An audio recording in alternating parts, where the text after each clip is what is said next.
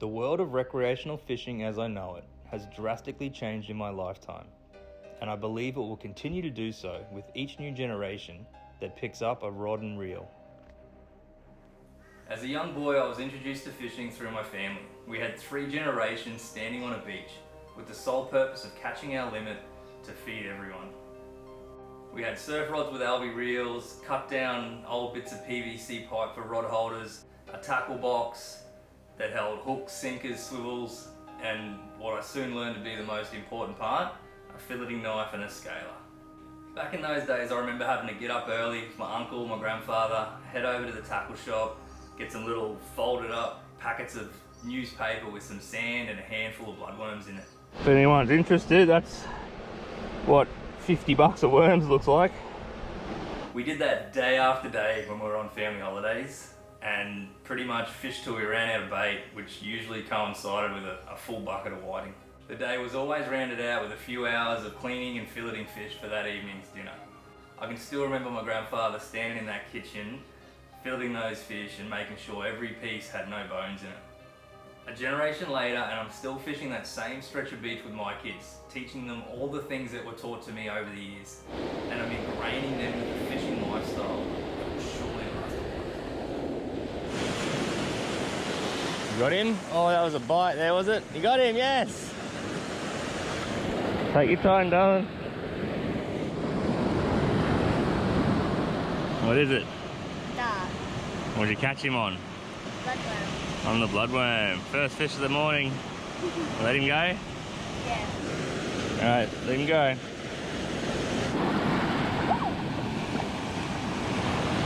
Here he goes.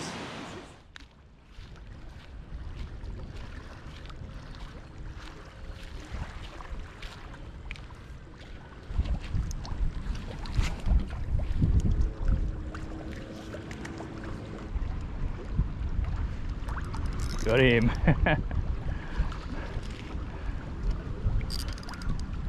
Thought I'd throw that smaller bait. Oh, they are queenies or something. Definitely queenies. There might be lesser queenies. They come in to look at that brim then.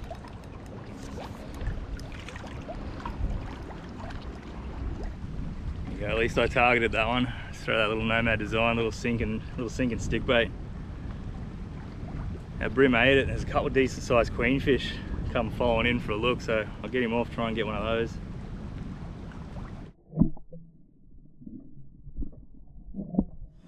So sustainable fishing means a lot of different things to different people. For recreational fishers, generally it means having populations of fish in beautiful habitat where their opportunity to catch a good fish, including trophy fish or a feed, is enhanced by having solid, strong populations of fish. Most recreational fishers are quite happy to go along and maybe catch 2 or 3 really good fish for a trip, but then would like to have the capacity to go at any stage and know that they are a good chance of actually catching a reasonable feed of fish from time to time. Sustainability also means that for our kids and their kids, they will have the same or better opportunities to go recreationally fishing and catch fish. Got him! Oh, got him, Mila! He's there. Take your time. Is it a good one? God, it's going away. He's alright. Gotcha now.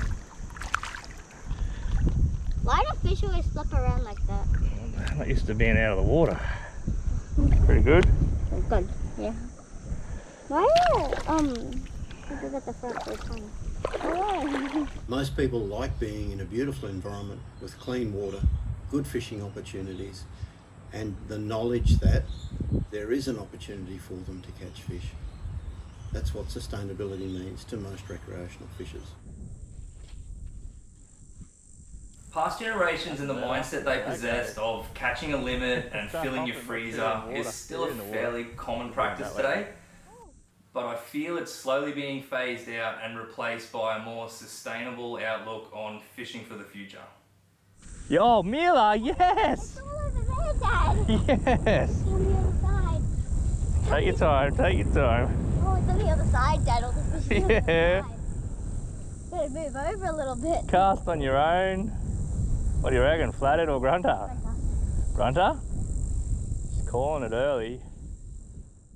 Gone are the days where it's socially acceptable to take more of the resource than you need. The social norms are slowly shifting towards a more sustainably motivated recreational angler.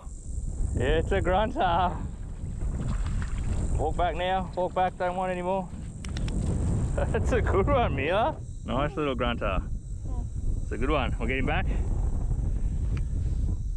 As much as I want my kids to eat fish and to harvest their own food from the wild, I'm also teaching them restraint and to only take what they need and to let the rest go for another day. As rec fishers, we see the water, we think about what fish eat, where they live, where they breed, and what habitat they need. And for any conservation of fish, we have to think about where they live and how they do all that stuff. So it makes us look at the habitat and say, why isn't it right? And we look and see what's been done. My specialty is in shellfish reef restoration, and we've lost so much of our reefs. That's all the food that they eat. And so for me, conservation is really restoration. And so we do shellfish reef restoration. Without that reef, there's no food for the fish. We put in one reef block, we're counting up to 3,000 other animals that are living in, and that's including crabs and prawns, snails, and all those things that use that reef. So we've lost 95% of our shellfish reefs around Australia and in Moreton Bay. And for fishers, that habitat is so important. If we want to have a fishing industry or want to go fishing and our children to be able to catch fish in the future, we need to restore that fish habitat and look after the environment. Habitat is key to having a sustainable fishery moving forward into the future, and organisations like Ozfish Unlimited are crucial to habitat protection and rehabilitation in both fresh and salt water. For me, fishing has a component of wanderlust to it. It's that urge to keep fishing, to keep going, to see what's around the next bend, to venture to new places just to catch a fish. I consider myself lucky that I grew up into a man that lives this life, someone who creates fishing content and talks about fishing for a living. It started out in the early days just writing articles for magazines and naturally progressed to video over time. Back in the day I had an old school camcorder and recorded some of my earliest footage to cassette tape.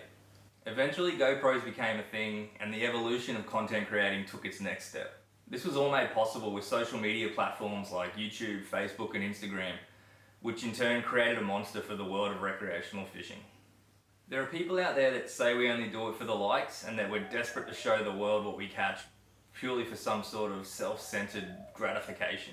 The thing is, we as fishermen have been telling tall tales and recording our captures long before cameras even existed. Take Gyutaku for example, the ancient Japanese art of fish printing that has existed since the 19th century and still exists today. It's a classic way to show off what a fisherman catches. The author Ernest Hemingway's famous book titled The Old Man and the Sea was about a fisherman trying to prove that he could catch one of the biggest fish in the ocean and bring it back to port to show everyone. It's the same thing all these generations later with the advent of social media. We all want to show our captures to the masses, but at times, unfortunately, it's not as well received as this classic tale. Social media is no different to the magazines I grew up reading and the TV shows I watched as a kid. It's just at our fingertips and it's there faster and in greater proportions. Just fishing these flats, you know, we've got stick baits, plastics, just rolling over bombies. We just had some crazy action. Big wrasse coming out, trout following trout. Oh, that's awesome. This flats fishing's addictive. Look at the size of that. Oh, holy hell. Look at that for a fish. Obviously undesirable, but as far as a fish fight goes, these things slog it out. That is an absolute epic fish. The difference is these days is we all seem to want to drag each other down instead of standing as one. Fishing needs to be the winner, not us. Recreational anglers need to continue to be responsible stewards of our waterways and play a key role in protecting not only our way of life, but the aquatic animals that we cherish so much.